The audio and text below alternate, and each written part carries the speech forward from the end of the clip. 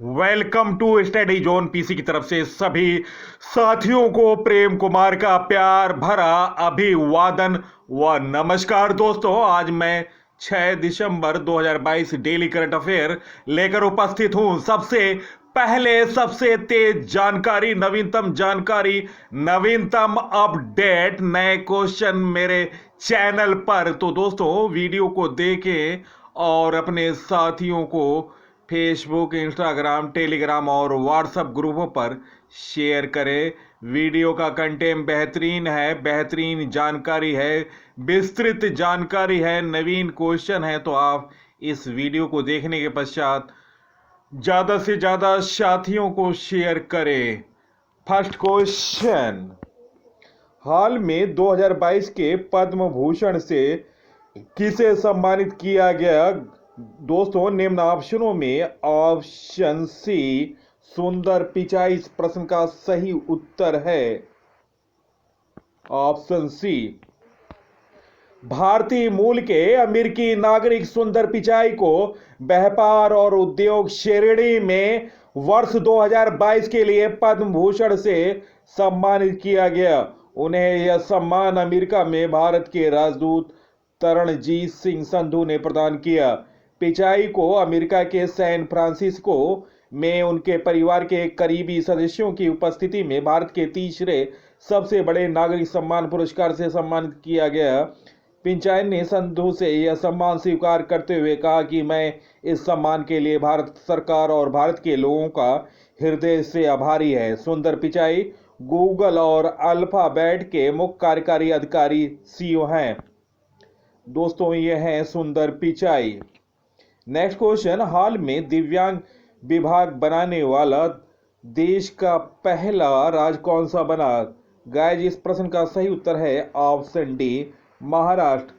दोस्तों, महाराष्ट्र के मुख्यमंत्री हैं एकनाथ शिंदे। महाराष्ट्र की राजधानी मुंबई है। राज्यपाल हैं भगत सिंह कोश्यारी। लोकसभा सीट 48, राज्यसभा सीट 19, विधानसभा सीट 288। महाराष्ट्र के मुख्यमंत्री एकनाथ शिंदे ने दिव्यांगों के कल्याण के लिए अलग दिव्यांग विभाग का गठन की घोषणा की। इस विभाग के गठन के बाद दोस्तों इस पर 1143 करोड़ रुपए का आवंटन किया गया और महाराष्ट्र दिव्यांग विभाग बनाने वाला देश का पहला राज्य बन गया। मुख्यमंत्री शिंदे ने अंतर्राष्ट्रीय दिव्यांग जन दिवस, जो कि दोस्तों शनिवार को मनाया गया, राज्य सरकार ने नए विभाग के लिए 2063 पद सृजित किए हैं। दिव्यांग विभाग की स्थापना के निर्णय को 29 नवंबर को राज्य मंत्रिमंडल ने मंजूरी दी। दिव्यांग लोगों की कल्याणकारी गतिविधियों से संबंधित मामलों में अब तक सामाजिक न्याय विभाग द्वारा देखा जाता था। महाराष्ट्र का नवीनतम करंट अफेयर, हाल में कर्नाटक सरकार ने कन्नड़ स्कूलों को विशेष अनुदान देने की घोषणा की है। महाराष्ट्र सरकार नीति आयोग जैसी एक संस्था की स्थापना करेगी। कोरोना के बाद नई कंपनियां खोलने में महाराष्ट्र शीर्ष पर रहा। महाराष्ट्र सरकार ने स्वतंत्रता सेनानियों की पेंशन को दुगना करने का फैसला किया। महाराष्ट्र सरकार साइबर इंटेलिजेंस यूनिट स्थापित करेगी। महाराष्ट्र के उप मुख्यमंत्री ने वंदे मातरम पहल शुरू की। महाराष्ट्र के रंजनगांव में इलेक्ट्रॉनिक्स मैन्युफैक्चरिंग की क्लस्टर विकसित किया जाएगा। नेक्स्ट क्वेश्चन, केंद्र सरकार द्वारा जारी स्वच्छ वायु सर्वेक्षण रिपोर्ट 2022 में शीर्ष पर कौन सा शहर रहा? गाइस, इस प्रश्न का सही उत्तर ऑप्शन सी, लखनऊ। केंद्र सरकार ने स्वच्छ वायु सर्वेक्षण रिपोर्ट जारी की। इसमें जनसंख्या के आधार पर शहरों की 3 श्रेणियों में पुरस्कार के चेक और प्रमाण पत्र प्रदान किए गए। इसके तहत वायु गुणवत्ता लक्ष्यों को प्राप्त करने और सुधारात्मक, निवारक तथा शमन कार्यों के क्रियान्वयन में 9 सर्वश्रेष्ठ प्रदर्शन करने वाले शहरों को राष्ट्रीय स्वच्छ वायु शहर पुरस्कार प्रदान किए गए। दोस्तों आपको बता दूं 10 लाख से अधिक आबादी वाले शहरों में सबसे स्वच्छ वायु वाला शहर लखनऊ को चुना गया। इसके तहत 1.5 करोड़ रुपए की राशि दी गई। 3 लाख से 10 लाख आबादी वाले शहरों में सबसे अच्छा स्वच्छ वायु वाला शहर मुरादाबाद को चुना गया। इसके तहत 75 लाख रुपए की राशि दी गई। 3 लाख से कम आबादी वाले शहरों में सबसे स्वच्छ शहर वाला शहर देवास को चुना गया। इसके तहत 37.25 लाख रुपए की इनामी राशि दी गई। नेक्स्ट क्वेश्चन, दिनांक 5 दिसंबर 2022 सोमवार को शुरू हुए 2 दिवसीय अंतर्राष्ट्रीय बैठक अबू धाबी अंतरिक्ष बहस में संयुक्त अरब अमीरात जाने वाले आधिकारिक भारतीय प्रतिनिधि मंडल का कौन नेतृत्व करेगा? गाइस इस प्रश्न का सही उत्तर है डॉक्टर जितेंद्र सिंह इस प्रतिनिधि मंडल का नेतृत्व कर रहे हैं। केंद्रीय अंतरिक्ष रक्षा मंत्री डॉक्टर जितेंद्र सिंह दिनांक 5 दिसंबर 2022 सोमवार को हुए 2 दिवसीय अंतर्राष्ट्रीय बैठक अबू धाबी अंतरिक्ष बहस में संयुक्त अरब अमीरात जाने वाले आधिकारिक प्रतिनिधि मंडल का नेतृत्व कर रहे हैं। डॉक्टर सिंह इजराइल के राष्ट्रपति इसहाक हर्जोग के साथ भारत की ओर से उद्घाटन समारोह को संबोधित करेंगे। वह संयुक्त अरब अमीरात के विदेश मामलों के मंत्री और इजराइल के उन्नत प्रौद्योगिकियों के मंत्री के साथ अंतरिक्ष कूटनीति और अंतर्राष्ट्रीय सहयोग की सक्षम करने में विदेश नीति की भूमिका पर मंत्री स्तरीय बैठक में भी भाग लेंगे। नेक्स्ट क्वेश्चन, दिसंबर 2022 में कौन सा देश संयुक्त राष्ट्र परिषद का अध्यक्ष बना? गाइस इस प्रश्न का सही उत्तर है ऑप्शन सी भारत। भारत ने दिसंबर 2022 के लिए संयुक्त राष्ट्र परिषद की अध्यक्षता ग्रहण की। भारत 1 जनवरी 2021 को यूएनएससी का स्थायी सदस्य बना। भारत 1 महीना के लिए संयुक्त राष्ट्र परिषद का अध्यक्ष होगा, क्योंकि संयुक्त राष्ट्र परिषद के रूप में भारत का कार्यकाल 2 साल पूरे हो जाएंगे 31 दिसंबर 2022 को। दोस्तों महत्वपूर्ण जानकारी है, भारत 8 बार संयुक्त राष्ट्र सुरक्षा परिषद का अस्थायी सदस्य चुना गया था। भारत पहली बार 1950, दूसरी बार 1967, तीसरी बार 1972, चौथी बार 1977, पांचवी बार 1984, छठी बार 1991, सातवीं बार 2011 और आठवीं बार 2021 और 9वीं बार 2022 में निर्वाचित हुआ। संयुक्त राष्ट्र परिषद में 15 सदस्य होते हैं। अमेरिका, रूस, चीन, फ्रांस और यूनाइटेड किंगडम। दोस्तों ये 5 अस्थायी सदस्य हैं, जबकि 10 अस्थायी सदस्य होते हैं जिनका कार्यकाल 2 साल का होता है। नेक्स्ट क्वेश्चन, हाल में किस बैंक ने वैश्विक शिखर सम्मेलन में भारत खंड के लिए बैंकर्स ऑफ ईयर पुरस्कार जीता? गाइस इस प्रश्न का सही उत्तर है ऑप्शन डी केनरा बैंक। दोस्तों केनरा बैंक की स्थापना 1 जुलाई 1906 में हुआ। मुख्यालय केनरा बैंक की बेंगलुरु है। एमडी एंड सीईओ हैं एलवी प्रभाकरन। नेक्स्ट क्वेश्चन, हाल में किस राज्य सरकार ने एक जिला एक खेल योजना शुरू की? गाइस इस प्रश्न का सही उत्तर ऑप्शन ई उत्तर प्रदेश। उत्तर प्रदेश के मुख्यमंत्री योगी आदित्यनाथ एक जिला एक खेल योजना की शुरू की है। इसके तहत प्रत्येक जिले का अपना खेल होगा। इससे संबंधित खेल को केंद्र में ध्यान रखकर जिले के सभी खिलाड़ियों को प्रशिक्षण मिलेगा।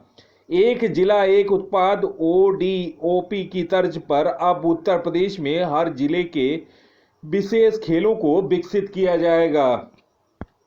नेक्स्ट क्वेश्चन, हाल में फिक्की ने किसे life time achievement of the year पुरस्कार से सम्मानित किया? गाइस इस प्रश्न का सही उत्तर ऑप्शन सी सरकार तलवार इस प्रश्न का सही उत्तर है। फिक्की ने पूर्व रणजी क्रिकेटर सरकार तलवार को life time achievement of the year पुरस्कार से सम्मानित किया। दोस्तों फिक्की ने अभी अवनी लखेरा को para sport person of the year चुना। अवनी लेखेरा 2020 टोक्यो पैरालंपिक खेलों में 2 पदक जीती थी। श्रेय कादियान को special sportsman man of the year चुना गया। नेक्स्ट क्वेश्चन, हाल में 4 दिसंबर 2022 को कौन सा भारतीय नौसेना दिवस मनाया गया? गाइस इस प्रश्न का सही उत्तर ऑप्शन डी 51वां। दोस्तों 4 दिसंबर 2022 को भारतीय नौसेना दिवस मनाया गया। दोस्तों नौसेना दिवस मनाने की शुरुआत 72 में हुआ। नौसेना अध्यक्ष हैं आर हरि कुमार।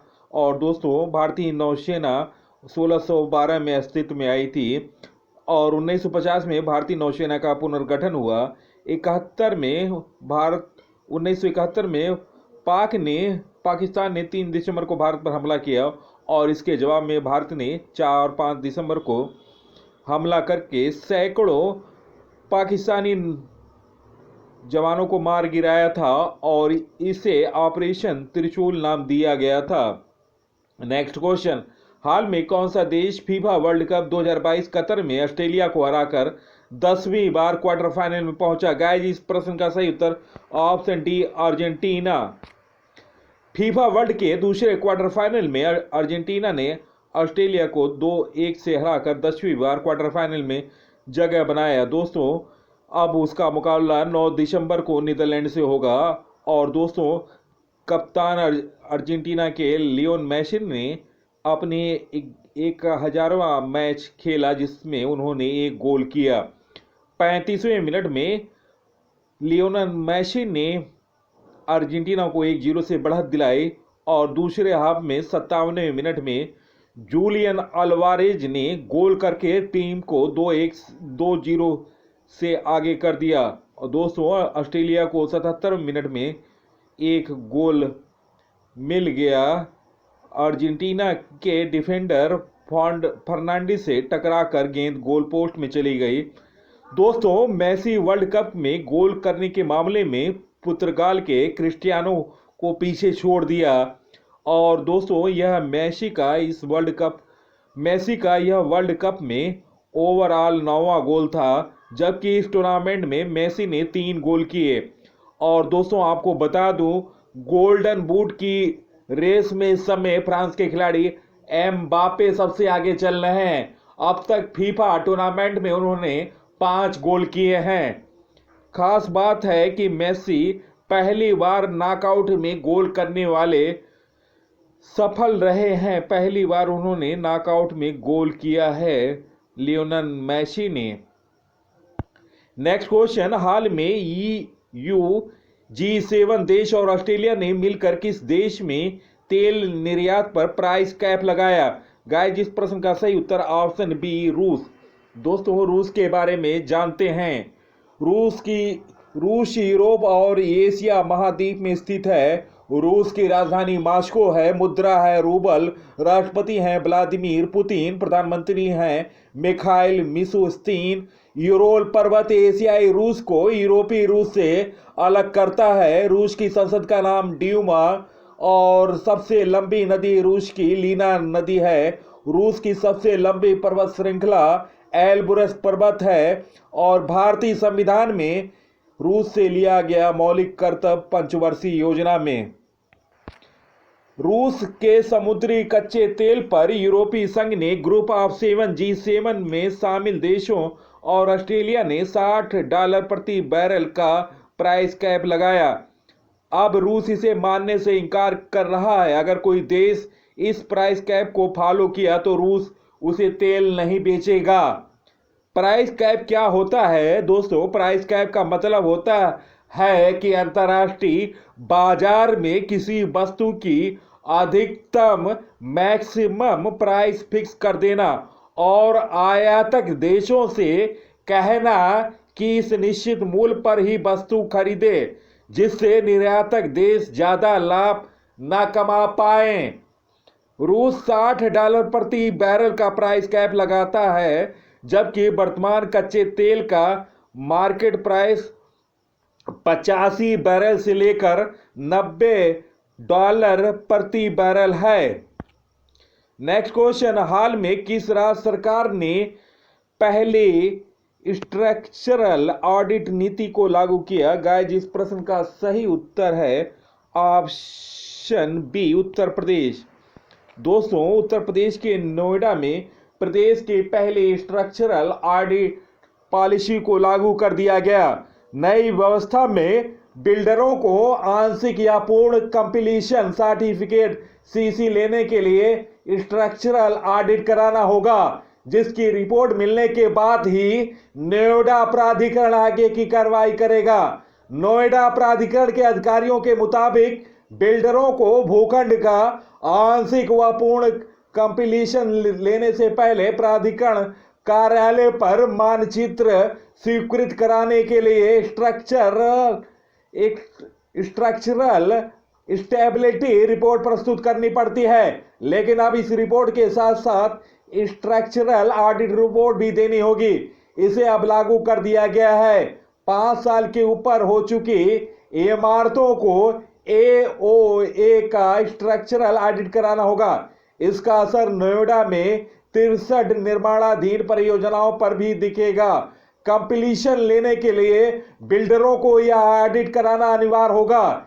इससे प्राधिकरण को पता चल जाएगा कि बिल्डर की ओर से जो स्ट्रक्चरल स्टेबिलिटी रिपोर्ट प्रस्तुत की गई थी, निर्माण उसी आधार पर कराया है या अंतर है। गुणवत्ता का आकलन भी रिपोर्ट के आधार पर होगा। यह रिपोर्ट केंद्रीय भवन अनुसंधान संस्थान CBRI, national institute of technology NIT, Delhi, Kharagpur, Nagpur, Mumbai, Bengaluru, AIIT Delhi व रुड़की से आएगी, जिसके बाद नोएडा प्राधिकरण पैनल जांच के लिए कंपनियों से इसका आकलन करवाएगी। अंतर होने पर मानकों को दोबारा पूरा कराया जाएगा। इसके बाद बिल्डर को CC जारी किया जाएगा। 63 निर्माणाधीन प्रोजेक्ट में 92,030 यूनिट का निर्माण कार्य किया जा रहा है। 87,000 यूनिट की CC जारी की जा चुकी है। निर्माण के आधार पर प्राधिकरण की structural audit policy 3 major defect पर आधारित है। पहली, इमारत के फाउंडेशन में क्रैक और डैमेज। दूसरी, फ्लोर व कॉमन एरिया में क्रैक और डैमेज। और तीसरा, दीवारों में क्रैक और डैमेज। प्राधिकरण के CC जारी करने से पहले बिल्डर अपने खर्च पर स्ट्रक्चरल ऑडिट कराएगा। यदि ऑडिट रिपोर्ट में कमी आती है तो दोबारा से बिल्डर ऑडिट कराकर प्राधिकरण में CC के लिए आवेदन करेगा। CC जारी होने से 5 साल तक बिल्डर की जिम्मेदारी होगी। इसके लिए AOA को अपने खर्च पर स्ट्रक्चर ऑडिट कराना होगा। तो दोस्तों, यह रहा महत्वपूर्ण जानकारी। और दोस्तों, संभवतः YouTube में आपको इससे बेहतर जानकारी किसी ने नहीं दी होगी। तो दोस्तों, आप इसी पर आप ज़्यादा से ज़्यादा लाइक, शेयर और सब्सक्राइब करें। दोस्तों, उत्तर प्रदेश के बारे में जानकारी। उत्तर प्रदेश के वर्तमान मुख्यमंत्री हैं योगी आदित्यनाथ। उत्तर प्रदेश की राजधानी लखनऊ है। दोस्तों, राज्यपाल हैं आनंदीबेन पटेल। लोकसभा सीट 80, राज्यसभा सीट 31 और विधानसभा सीट 403। उत्तर प्रदेश का नवीनतम करंट अफेयर। उत्तर प्रदेश ने रामायण और महाभारत सर्किट बनाने का निर्णय लिया। 2023 खेलो इंडिया यूनिवर्सिटी गेम्स की मेजबानी उत्तर प्रदेश करेगा। उत्तर प्रदेश के पहले डेटा सेंटर का उद्घाटन ग्रेटर नोएडा में किया गया। उत्तर प्रदेश में स्थित रानीपुर देश का 53वां टाइगर रिजर्व बना। उत्तर प्रदेश सरकार ने पहली बार महिला PSC बटालियन की गठन की घोषणा की। उत्तर प्रदेश को आयुष्मान उत्कृष्ट पुरस्कार 2022 मिला। उत्तर प्रदेश ने सोलर रूफ प्रोजेक्ट शुरू करने का निर्णय लिया। उत्तर प्रदेश में तराई हाथी रिजर्व को मंजूरी दी। उत्तर प्रदेश सरकार ने मथुरा वृंदावन को 2041 तक कार्बन न्यूट्रल टूरिस्ट डेस्टिनेशन बनाने की घोषणा की। उत्तर प्रदेश में पहले स्ट्रक्चरल ऑडिट नीति नोएडा में लागू किया गया। नेक्स्ट क्वेश्चन, हाल में रहने के लिए विश्व का सबसे महंगा शहर कौन घोषित हुआ? गाइस इस प्रश्न का सही उत्तर ऑप्शन ए न्यूयॉर्क। दोस्तों विश्व के महंगे शहरों में पहला शहर न्यूयॉर्क का, दूसरा सिंगापुर का, तीसरा तेल अवीव, चौथा हांगकांग, चौथा लॉस एंजलिस, छठा ज्यूरिक, सातवां जिनीवा, आठवां सैन फ्रांसिस्को, नौवां पेरिस, 10वां कोपेनहेगन। चलते हैं दोस्तों 5 दिसंबर 2022 से लिए हुए महत्वपूर्ण करंट अफेयर। फर्स्ट क्वेश्चन, हाल में किसे 2022 के पद्म भूषण से सम्मानित किया गया? गाइस इस प्रश्न का सही उत्तर ऑप्शन सी सुंदर पिचाई। नेक्स्ट क्वेश्चन, हाल में राष्ट्रीय सांख्यिकी आयोग का अध्यक्ष किसे नियुक्त किया गया? गाइस इस प्रश्न का सही उत्तर ऑप्शन डी राजीव लक्ष्मण करेंदीकर। इस प्रश्न का सही उत्तर ऑप्शन डी। नेक्स्ट क्वेश्चन, हाल में तमिलनाडु राज्य सरकार ने दिव्यांगजन के लिए पेंशन में 50% बढ़ाकर कितने रुपए करने की घोषणा की? गाइस इस प्रश्न का सही उत्तर ऑप्शन बी 1500। नेक्स्ट क्वेश्चन, अंतर्राष्ट्रीय नागर विमानन संगठन ICAO की वैश्विक सुरक्षा रैंकिंग में भारत किस स्थान पर है? गाइस इस प्रश्न का सही उत्तर ऑप्शन सी 48वें स्थान पर। नेक्स्ट क्वेश्चन, हाल में किस देश की मैगजीन साइट एंड साउंड ने अब तक की ऑल टाइम ग्रेट फिल्मों की लिस्ट जारी की? इसमें एक भारतीय फिल्म पाथेर पंचाली को शामिल किया गया। गाइस इस प्रश्न का सही उत्तर option C Britain. Next question, हाल में किस भारतीय स्टार्टअप को अर्थशाट पुरस्कार मिला? गाइस इस प्रश्न का सही उत्तर ऑप्शन डी ख्याति। नेक्स्ट क्वेश्चन, हाल में STEM के ऑस्ट्रेलिया के सुपरस्टार के रूप में भारतीय मूल की किस महिला को चुना गया? गाइस इस प्रश्न का सही उत्तर ऑप्शन डी उपयुक्त सभी, इंद्राणी मुखर्जी, नीलिमा कडियाला, डॉक्टर ऐना बाबू रामनी। नेक्स्ट क्वेश्चन, हाल में किसे 2022-23 के लिए institute of cost accounts of India ICAI का नया अध्यक्ष नियुक्त किया गया? गाइस इस प्रश्न का सही उत्तर ऑप्शन विजेंद्र शर्मा इस प्रश्न का सही उत्तर है। नेक्स्ट क्वेश्चन, हाल में हिंसा जोखिम वाले देशों की सूची में कौन सी पर है? गाइस इस प्रश्न का सही उत्तर option B Pakistan. Next question, badminton Asia junior championship के अंडर-17 सिंगल महिला स्पर्धा के फाइनल में पहुंचने वाली पहली भारतीय खिलाड़ी कौन बनी? गाइस इस प्रश्न का सही उत्तर ऑप्शन सी उन्नति हुड्डा। दोस्तों बता दूं, उन्नति हुड्डा ने रजत पदक जीतकर इतिहास बना दिया। दोस्तों वो फाइनल में पराजित हो गई हैं। नेक्स्ट क्वेश्चन, हाल में संस्कृति मंत्रालय द्वारा कहां स्वर धरोहर महोत्सव का आयोजन किया गया? गाइस इस प्रश्न का सही उत्तर ऑप्शन सी नई दिल्ली। नेक्स्ट क्वेश्चन, हाल में ISSF प्रेसिडेंट कप 2022 में रुद्राज पाटिल ने कौन सा पदक जीता? गाइस इस प्रश्न का सही उत्तर ऑप्शन ए स्वर्ण पदक। नेक्स्ट क्वेश्चन, हाल में किसके द्वारा लिखी गई पुस्तक द चिपको मूवमेंट ने कमला देवी चट्टोपाध्याय NIF पुरस्कार जीता? गाइस इस प्रश्न का सही उत्तर ऑप्शन डी शेखर पाठक। नेक्स्ट क्वेश्चन, हाल में राष्ट्रीय पिछड़ा वर्ग NCBC का नया अध्यक्ष किसे नियुक्त किया गया? गाइस इस प्रश्न का सही उत्तर option D Hansraj Gangaram. Next question, हाल में मेघा ठाकुर का निधन हो गया, वो भी कौन थी? गाइस इस प्रश्न का सही उत्तर ऑप्शन सी कलाकार।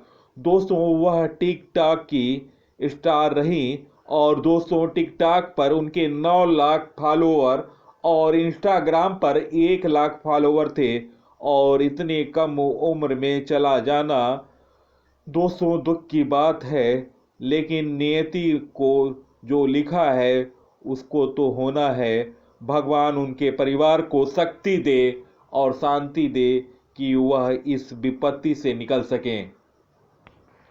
दोस्तों वीडियो कैसा लगा? बेहतर जानकारी रही, बेहतर अपडेट रहा तो आप इससे ज़्यादा से ज़्यादा लाइक, शेयर और सब्सक्राइब करें।